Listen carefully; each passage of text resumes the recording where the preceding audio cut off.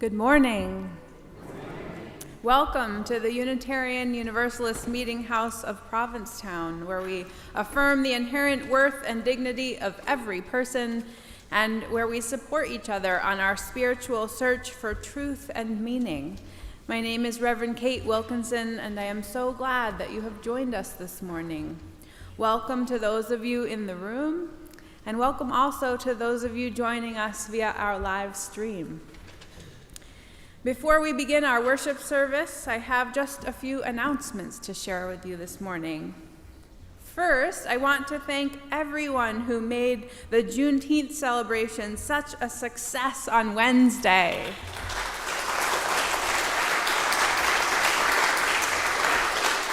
Thank you to everyone who helped set up, volunteered, showed up, donated, made food, cleaned up, held space, all of it. It was truly amazing. And also thank you to our fabulous volunteer safety team and our amazing first responders here in Provincetown. It was a very hot day, and we did have one medical emergency. I wanted to let you know that everyone is doing just fine. So thank you for your love and care. I'm still kind of riding high from that day. Next announcement, we need a couple of strong people. Are you feeling strong today? We need, right after the service, a couple of strong people to help our sexton Stephen move our food pantry shed back to its regular place by our door. We had to move it while we were painting the steeple, and so we'd like to shift that after the service if we can. So please meet right outside the door if you're feeling strong today. Thank you. Today's service is going to be about how we make a difference in our little corner of the world. And we all do that in different ways. And one of the ways that several of you in the congregation are making a difference, and one of the ways that this whole congregation has made a difference, is by supporting the group Latinx in Action, a 501c3 charity based in Hyannis that serves immigrants living on Cape Cod. Today, there is an opportunity to support this great organization by heading over to the Provincetown Brewing Company right up the hill from 2 to 5 this afternoon for an event called Art for the Border. And our friend Jamie D'Souza will be DJing some Latin dance music, and there will be some great food and a chance to meet some wonderful people from the organization. I went last year, and it was a blast. It's free to get in, but here's the cool part. If you donate $50, you'll be eligible to choose an original piece of art donated by participating artists. And last year, I got a gorgeous drawing by Mark Adams. There are all kinds of drawings and prints and sketches by some really great local artists, so please check out Art for the Border this afternoon and support people who are creating a new life here on Cape Cod. And after that, we hope you'll come right back here to the Meetinghouse, because today, Great Music on Sundays at 5 begins its 26th season. Yeah, they're kicking off the season with a 1940s radio show. So you're gonna feel just like you are the live audience of a radio broadcast from 1949, complete with an on-air light and a talented ensemble cast singing songs of that era, and tickets are $30 for that. By the way, they're still looking for some ushers for a few of the summer shows on Sunday afternoons, so please contact Kat Black or let Kenneth in the office know if you'd like to help out with great music this summer. And that does mean you get to see the shows for free. Bonus. And finally, if you are here in person today, you might, in a few minutes, start to notice the sweet, sweet smell of pancakes wafting up through the floor. That is because today is our annual pancake breakfast. So we hope you can stay to enjoy this wonderful offering put on by the membership committee. We thank Stan and Ada, Lisa and Ave, and the big crew of volunteers who are making this all happen today. Everyone is welcome. There's no agenda other than syrup and good conversation. So that's downstairs directly after the service ends. Yes, pancakes. Let's take a moment now to affirm our Meetinghouse covenant. You can find this printed on the purple laminated cards in your pews. But I'm going to say it line by line, and you can repeat each line back to me. Love is the spirit of this Meetinghouse.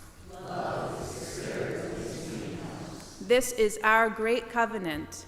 This is our great covenant. To dwell together in peace. To dwell together in peace. To seek the truth in love. To seek the truth in love. And to help one another. And now, as we light our chalice here in the sanctuary, I invite those of you who are watching from home to light a candle wherever you are. In this way, we can feel connected even as we are apart.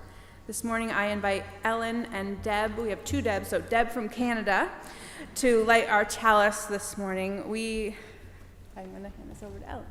I'm going to read your card.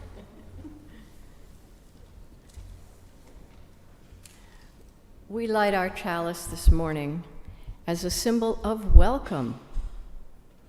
Welcome to this space. Welcome to this time together, to this opportunity to grow and change and love more deeply. Welcome.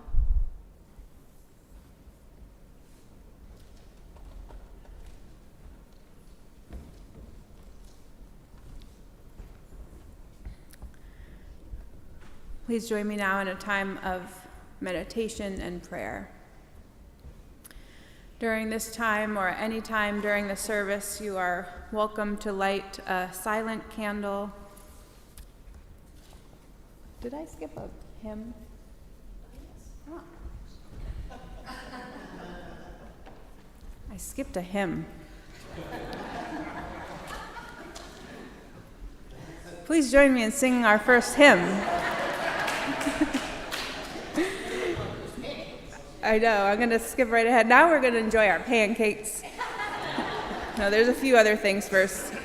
Please join me in singing our first hymn, number 131, Love Will Guide Us. That's 131 in these gray hymnals. Please rise as you are able. 131.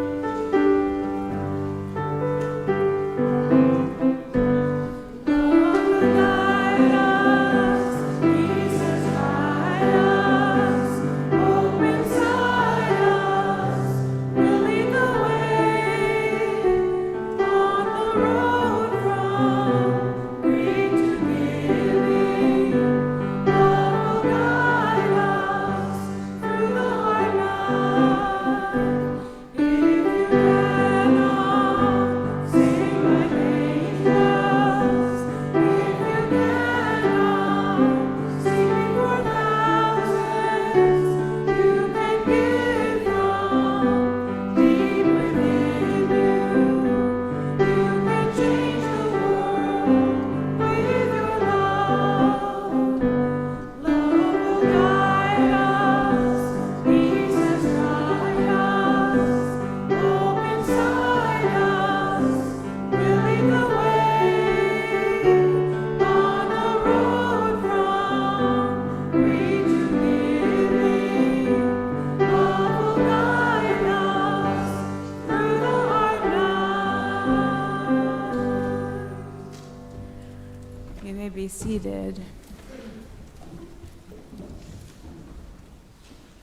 And now, please join me in a time of meditation and prayer. During this time or at any time during the service, you are welcome to light a silent candle at the table to the right of the pulpit, where there is a journal to record your thoughts and prayers. After the prayer, we will sing together Spirit of Life, hymn number 123. You can also find the words to this song printed on those same purple laminated cards in your pews. We'll sing it first in English and then in Spanish. Before I share today's written prayer with you, I would like us all to just hold on our hearts our assistant town manager, Dan Riviello, and his family. Dan's father, Rodney Riviello, went missing on Tuesday after being released from the hospital with memory issues. And I know that so many of us have been praying for him and sharing social media posts hoping to find him. And unfortunately, Mr. Riviello was found yesterday, but he was not alive. So we hold Dan and his sister and the rest of their family on our hearts as they mourn this terrible tragedy. Let us surround them with our love and care.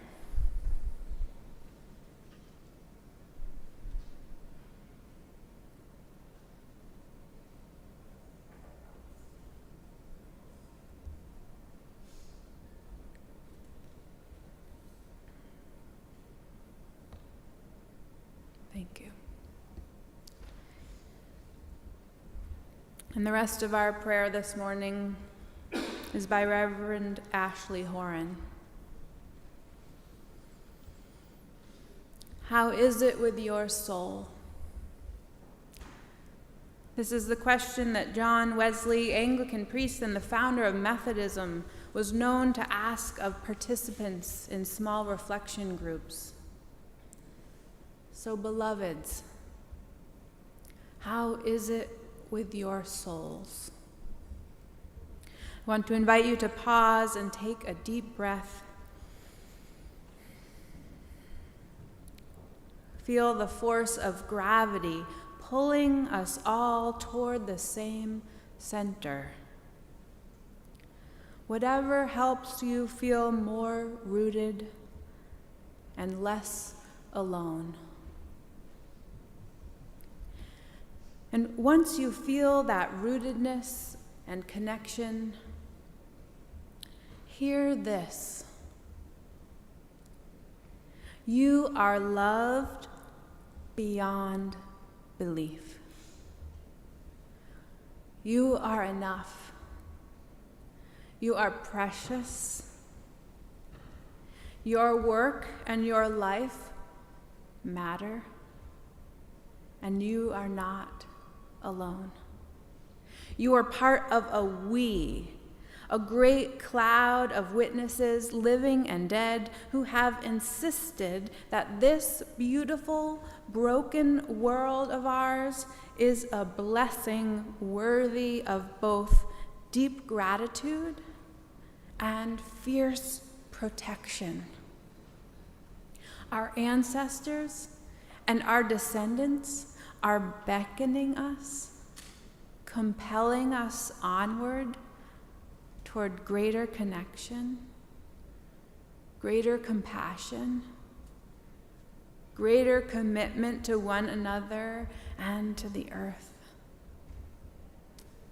Together, we are resilient and resourceful enough to say yes to that call,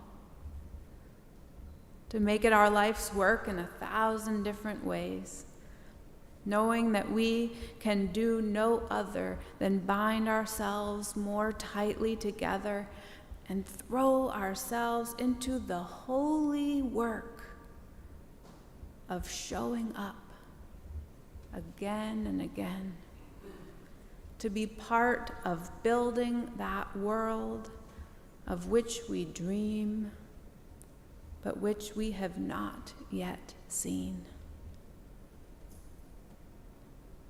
May it be so. Amen.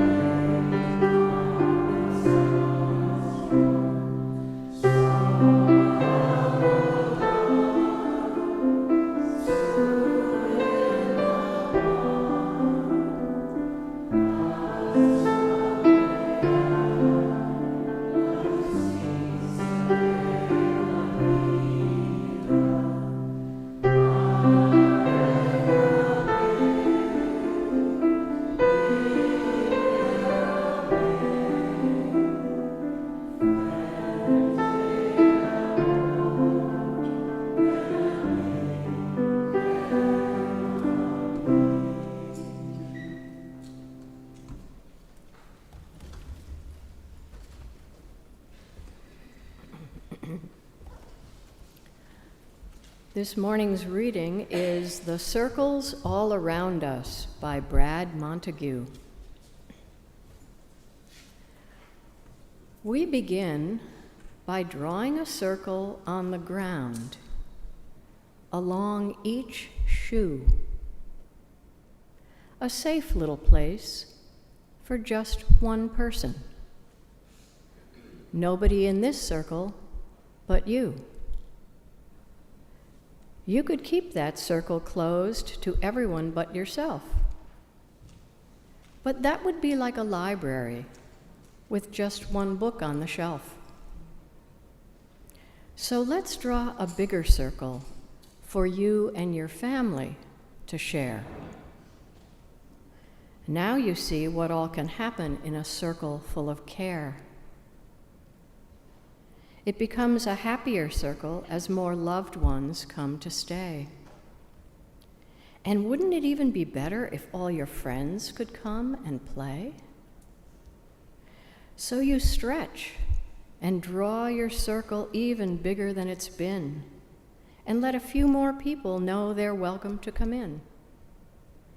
In the circles all around us, everywhere that we will go, there's a difference we can make, and love we can all show. Yet there are still so many outside the circle who are different in all they do. Though it feels slightly uncomfortable, we draw a bigger circle for them too. It doesn't mean the circle is easy. It can get harder the more we share. But wonderful things can happen when love is known and felt everywhere. As time passes, our eyes open. We see others we really care for. And that's when we ask ourselves, well, what's the circle really there for? So let us create bigger circles all around us for the rest of our days. Let our caring ripple out in a million little ways. In the circles all around us, everywhere that we all go, there's a difference we can make and a love we all can show. As our circles grow, and we watch them wonder-eyed, remember the first circle started with just the love you hold inside.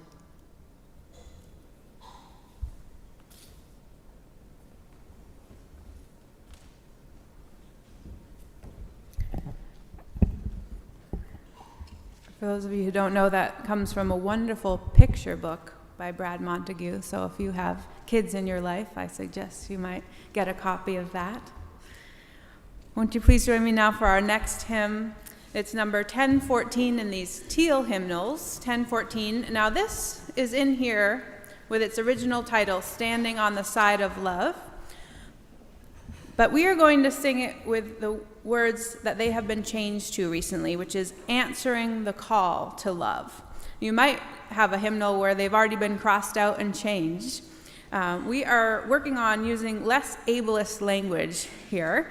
So please rise as you are able in body or in spirit for hymn number 1014. And anywhere it says standing on the side of love, we are going to sing answering the call to love. Please join me.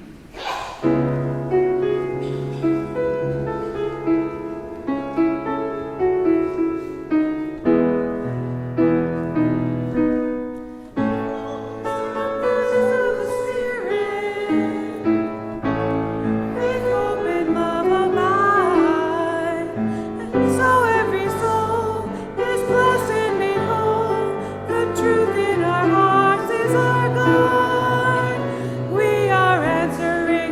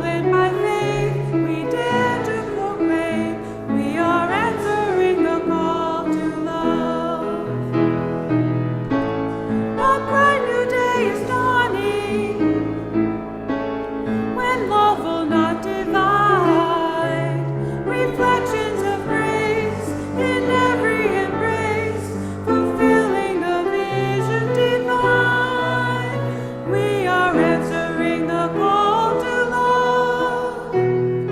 Hands joined together as hearts beat as one. Emboldened by faith, we dare to proclaim we are answering the call to love. We are answering the call to love.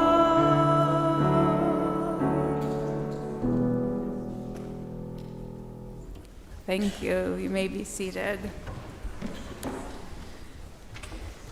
So this week has been the Unitarian Universalist General Assembly, which is the annual gathering of UUs across the country to do the business of our association. We're trying out a new thing, which is to hold the General Assembly, or GA for short, in person one year and then online the next year. So this was an online-only year. And I served as your delegate this year, and there were some important votes that I will update you on at another time because the voting has not all been calculated yet. So I don't even know the results of that important Article 2 vote yet. We were voting until 11:45 last night.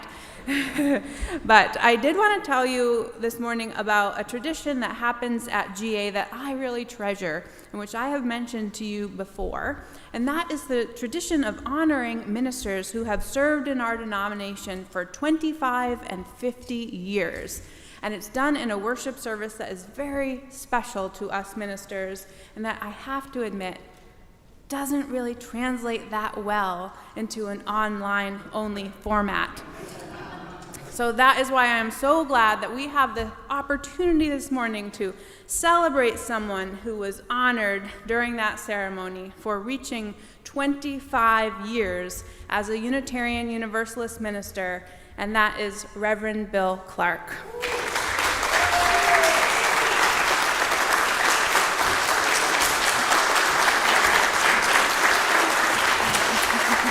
Reverend Bill, will you please come forward to receive some flowers from us? Will you come forward?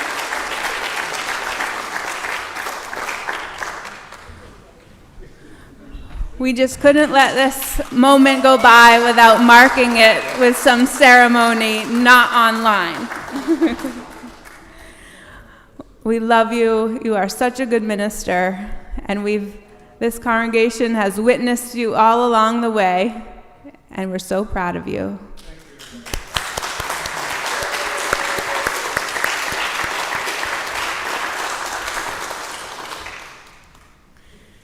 Yay. That felt so much better than seeing a name on a screen. Now is the time when we take a collection for the ongoing support of this Meetinghouse and our shared ministry. As we enjoy a musical reflection by our choir, we welcome your donations here in the sanctuary or online through PayPal or Venmo. You can find that information on our website, uumh.org. At this point, I invite 3 volunteer ushers forward to take up our collection. On and off-site, your offerings will now be gratefully received.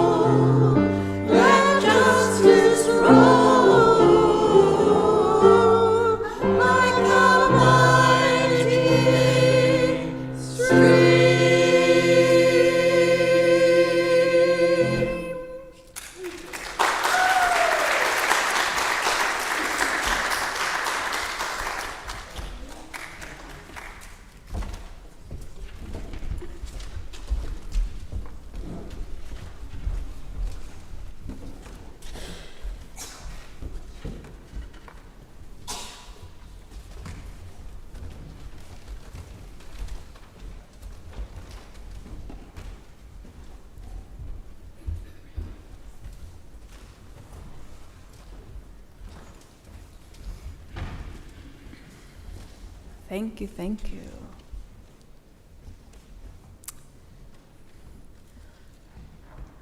Do not be daunted by the enormity of the world's grief. Do justly now. Love mercy now. Walk humbly now. You are not obligated to complete the work, but neither are you free to abandon it.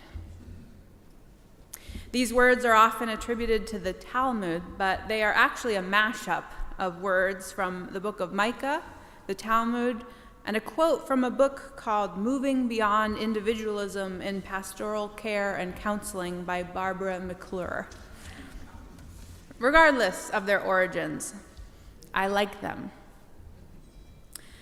Because social justice work can be so daunting, overwhelming, and exhausting, there are some quotes that I just find myself returning to again and again, like mantras. They keep me from giving up. They keep me from feeling hopeless. Do not be daunted by the enormity of the world's grief. I feel like I'm on a constant hunt for hope these days, Sean Parker Dennison writes. I have to be. Every time I look at my phone or open my laptop, I'm overwhelmed by stories of violence, disrespect for life, greed, and selfishness. When I listen to my friends and loved ones or to conversations in coffee shops, it feels like everyone is dispirited and disheartened. And that is dangerous. The danger of hopelessness is a double danger, Sean says. First, hopelessness makes us feel it's useless to take action. It fools us into believing there's nothing we can do, or that our efforts won't make a difference. Once we abandon hope, there's no stopping the momentum of the unscrupulous who are willing to cooperate with evil in order to get ahead. The other danger of hopelessness, Sean says, is that we can lose each other. In times of hopelessness, it's easy to get scared of everything and everyone. It's easy to start believing that your neighbor is the problem and that hoarding is a better strategy than generosity. And the problem is that when community starts to break down, we lose the most important source of hope we have: each other. I think Sean is right about that. And so when I was feeling a little down about things the other day, I decided to go directly to my source of hope on the matter: you. In light of the world being a bit of a disaster, I asked a few Meetinghouse members to answer 3 questions for me. Number 1, what are you doing in your small corner of the world to help? Number 2, how did you choose that thing? Number 3, how does your faith motivate you or sustain you in that work? Here's how they answered.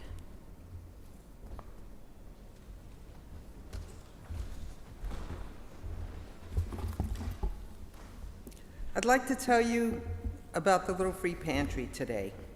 The Meetinghouse board voted to start the Little Free Pantry during the pandemic, when they saw that individuals and families were struggling to make ends meet.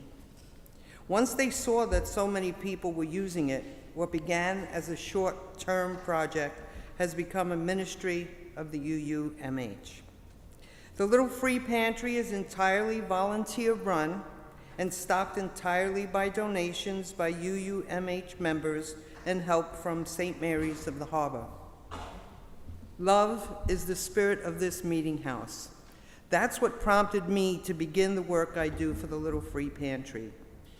Each week, I come to the Meetinghouse and unpack any donations that we've received.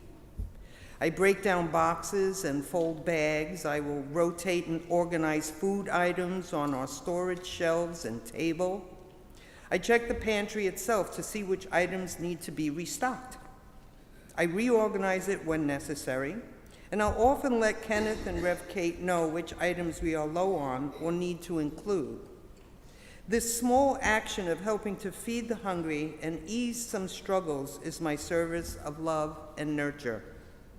It's my hope that no one ever feel the pains of empty bellies. I know that I'm helping individuals, families, and children get the nutrition everyone deserves. I take care in trying to present the offerings in a coherent manner so that shopping our pantry feels easy. Shopping the pantry is kept anonymous, as there are no forms or signatures required to access it. This was an opportunity given to me to reach out to the broader community by helping those who would access our offerings.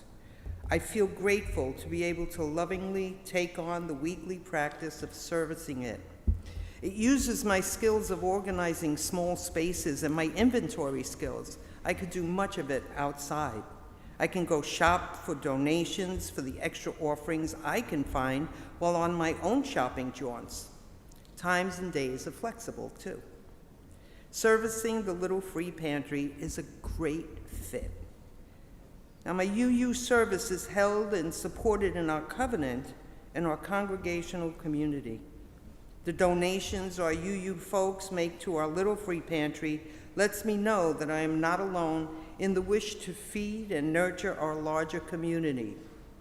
Just seeing the effects of our commitment to love in this one service is like witnessing the repercussions of a butterfly's wing. That act of love spreads throughout the broader community to all those who use our pantry. I get to do this one small thing here to help one another.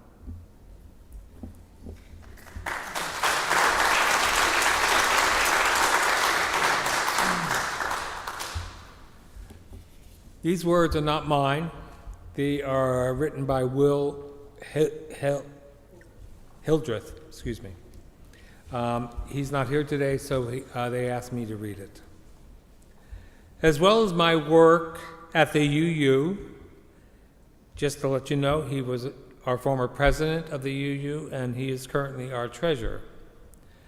I've been serving on the board of my alma mater, Westtown School, a Quaker K-12 day and boarding school in southeastern Pennsylvania.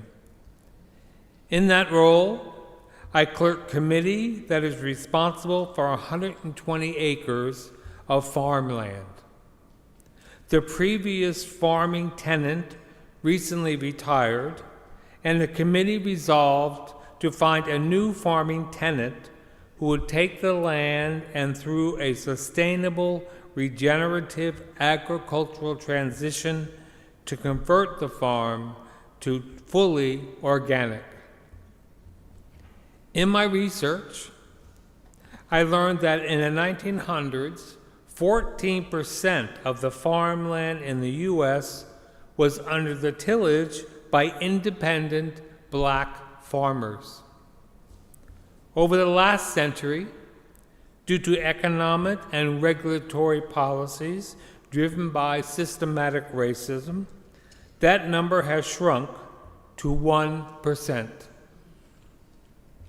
As we prepared a list of organizations to approach for a request for proposal to lease the farmland, the committee discussed ways to use the land in a way that centered not just on restoration of the soil, but also restorative justice. We found a nonprofit called Jubilee Justice that works to restore access to the land by black farmers.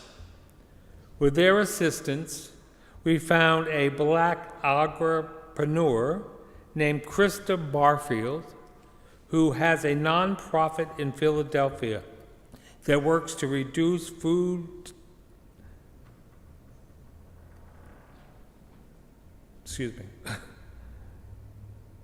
deserts, to reduce food deserts by teaching people of color how to farm in small plots of land, unused land in the greater Philadelphia area. We sent her a request for proposal, and she was thrilled to have the opportunity to release the land for the purpose of operating her own farm and teaching young black farmers about organic and sustainable agriculture. We leased the land to Krista, and her business is known as Farmer John, is now one of the largest black-owned farming business in the United States.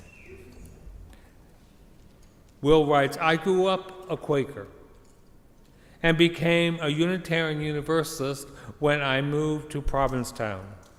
And I resonate deeply with the kindness of the community at this Meetinghouse. Quakers use the phrase, quote, to seek that of God in every person, unquote, which when I came to this Meetinghouse seemed so deeply aligned with the UU principles, recognizing the inherent worth and dignity of every person. The work of restorative justice and stewardship of the land is deeply intertwined with this belief for me. That motivates me in so much of what I want to do, but this process with the farmland at Westtown put this front and center. Additionally, the stewardship of the land inherent in this regeneration, organic transition is in step with harmony into the earth. This feels very aligned with the Quaker principles of stewardship and community, or as the Unitarian Universalists describe it, respect for the interdependent web of existence of which we are all a part. Thank you, Will, for doing all that.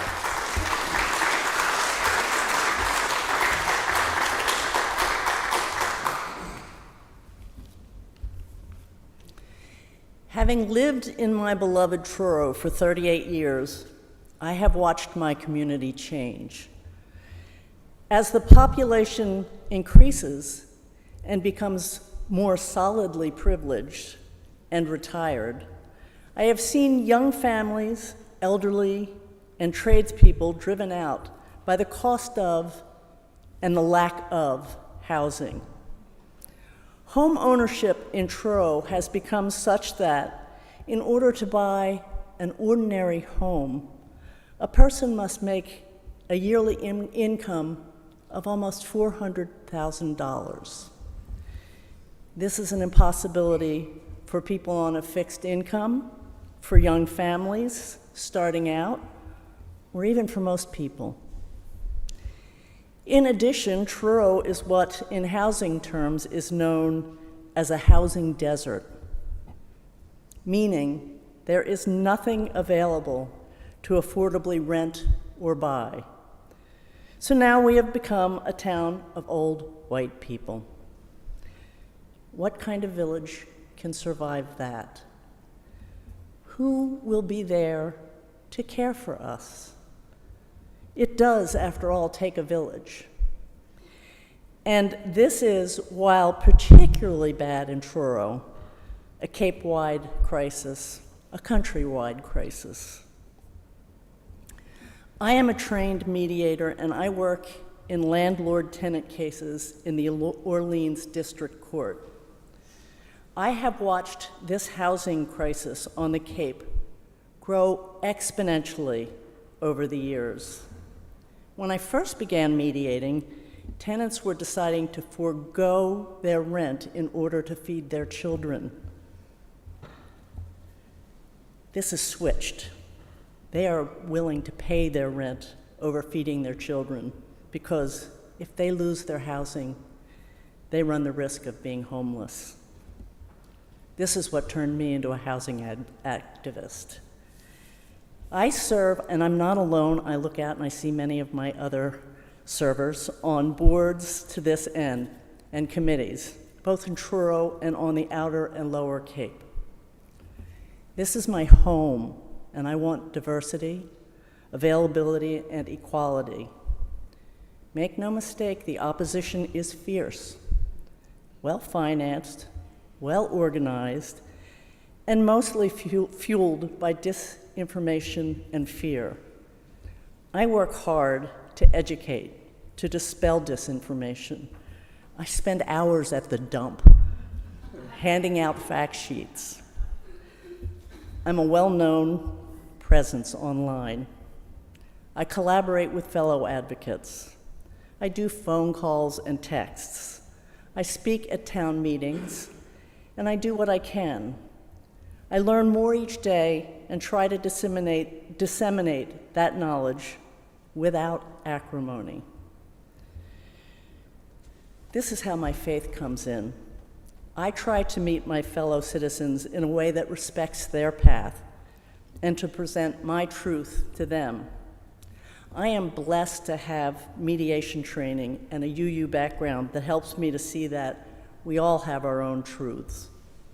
I vow to continue my fight with respect to the inherent dignity of all.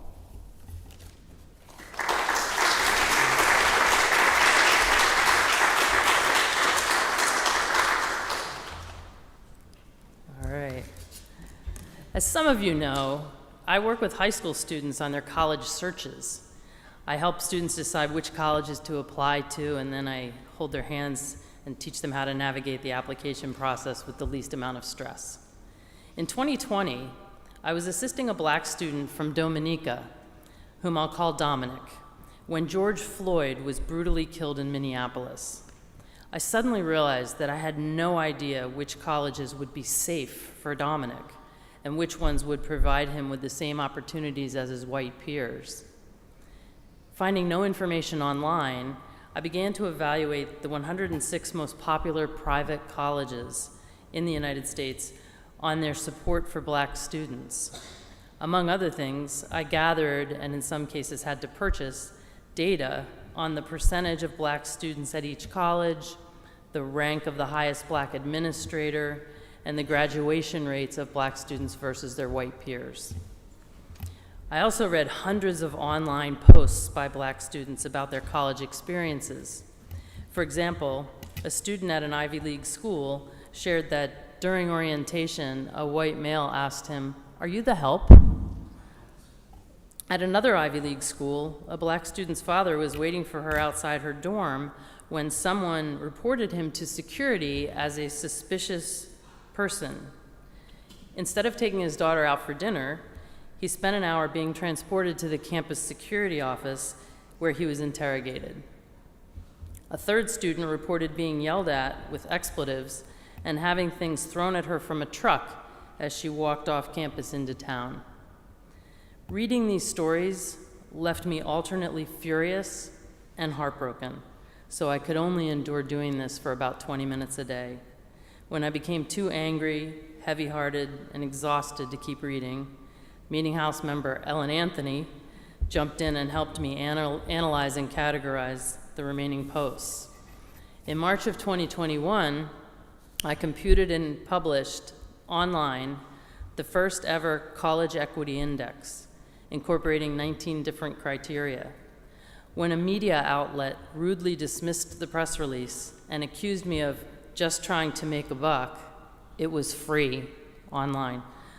My husband Dave and Meetinghouse member Jane Lee picked me up and encouraged me to persist.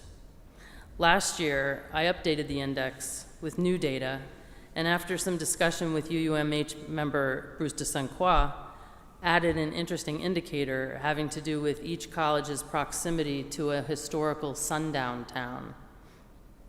I am so grateful that my UU faith gave me the motivation to pursue this mission, guided by our commitment to racial justice and our UU principles of equity, compassion, and valuing the inherent worth and dignity of every person. I'm equally grateful that so many members of this congregation have continued to support me, always honoring our weekly promise to help one another. Thank you, all of you. In closing, I'm pleased to share that the College Equity Index, still free, is being used by students and college counselors all over the world. And as to Dominic, he just finished his junior year at Howard University.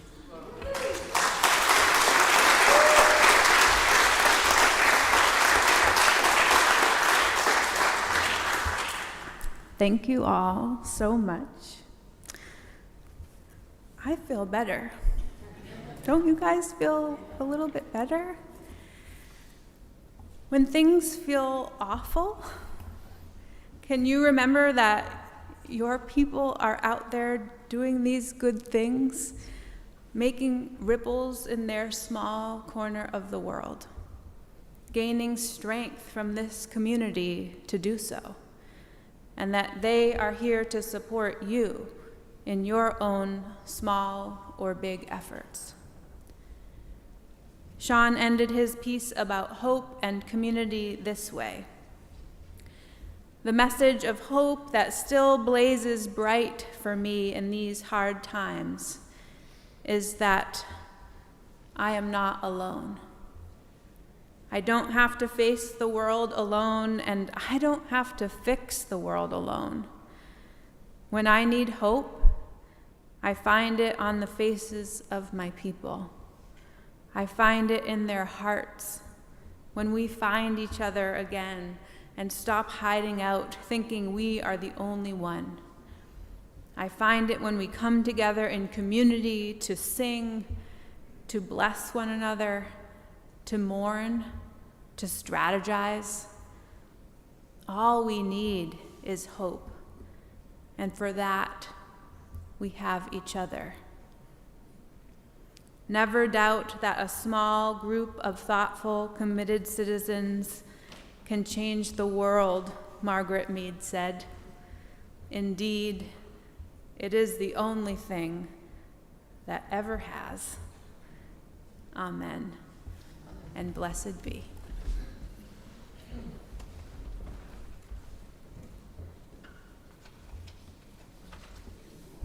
It has become our practice to pose a question based on the theme of the service each week. It can be a topic of sharing at coffee hour today or with friends during the week. If you'd like to delve deeper into this topic, we invite you to our midweek Zoom coffee hour on Tuesday at 5 p.m. Please let Kenneth in the office know if you need that link.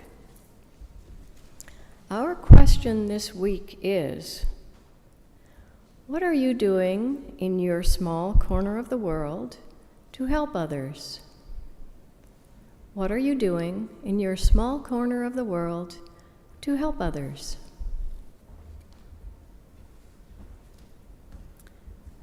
And I'll end with these closing words. So let us create bigger circles all around us for the rest of our days. Let our caring ripple out in a million little ways. In the circles all around us, everywhere that we all go, there's a difference we can make and a love we can all show. Go in peace. Let's eat pancakes.